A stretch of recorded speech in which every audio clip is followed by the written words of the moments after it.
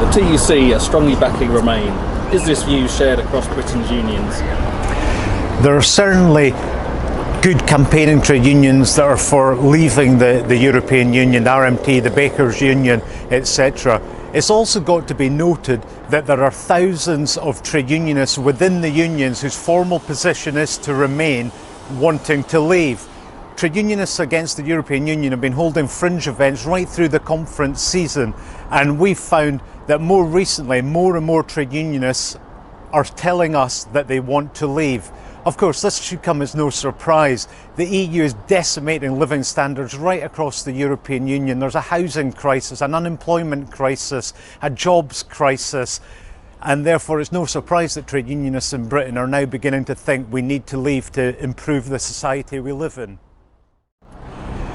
I think there's actually anxiety amongst those in the trade union movement who want to remain. The recent letter by Brendan Barber and David Cameron to The Guardian, trying to convince Britain's workers that David Cameron had their interests at heart, was farcical and an insult to all those millions of working people in Britain who have suffered an austerity, a housing crisis, a pay freeze, unemployment through David Cameron's policies.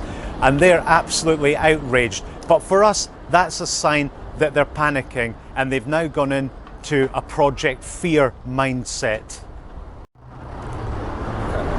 And what about trade unions around Europe? Well, we'll be in Paris later this month, and we've had letters and support from right across the European Union. Trade unionists throughout the European Union are not in favour of the neoliberal policies that are being enshrined in the constitutions and treaties and directives, and they've had enough. And we're absolutely certain that if we vote to leave the European Union, there'll be a demand in most other European countries to follow suit.